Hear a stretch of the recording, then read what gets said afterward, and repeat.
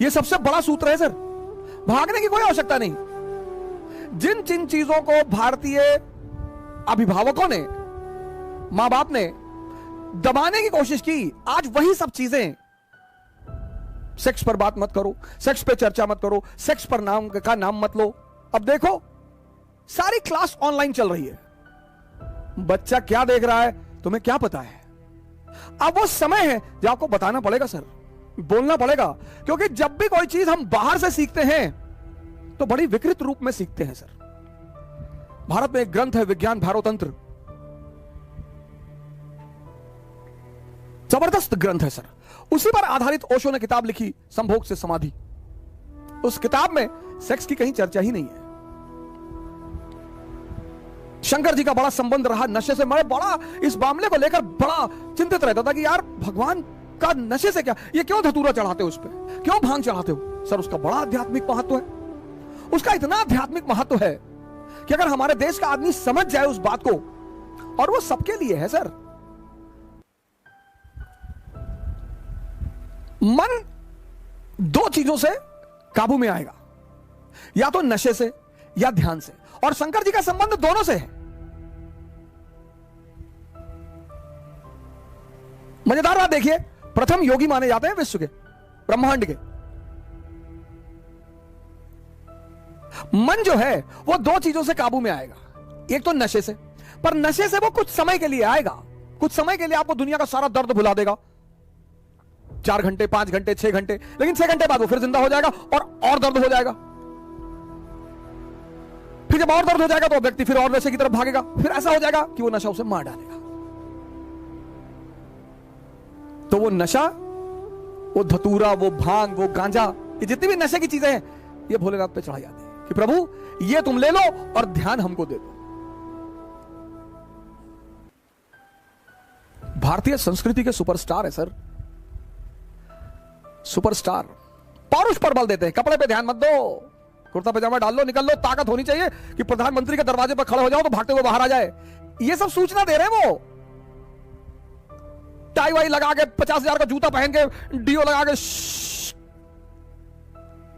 Clerk के सामने जाके खड़े हो कि विधायक जी से मिलना है। वो बैठा है, विधायक जी से मिलना, विधायक जी बिजी है। पता लगा विधायक जी अंदर दहला पकड़ खेल रहे हैं। बहुत सारे लोग जीवन यापन के साधन ढूंढ रहे हैं, एम्प्लॉयमेंट के साधन ढूंढ रहे हैं। बहुत सारे लोगों को महत्वाकांक्षा और जीवन यापन में फर्क ही नहीं पता। महत्वाकांक्षा एक नशा है।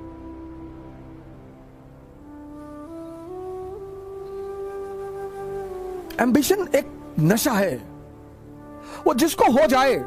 नेपोलियन को हो गया। किसी गाने में अमिताभ बच्चन जी के बोल हैं कि नशा शराब में होता तो नाचती बोतल।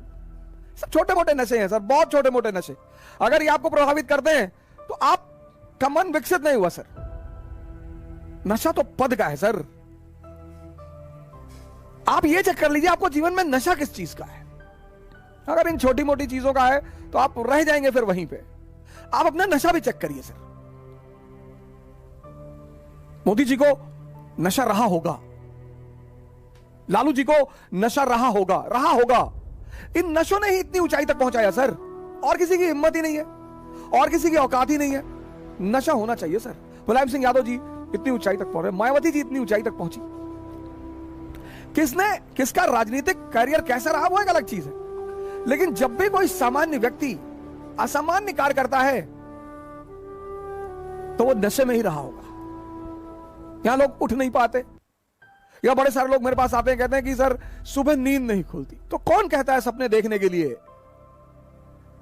जब सपना देखो तो एक चीज चेक करो कि तुम्हारे अंदर उस सपने को लेकर नशा है या नहीं है।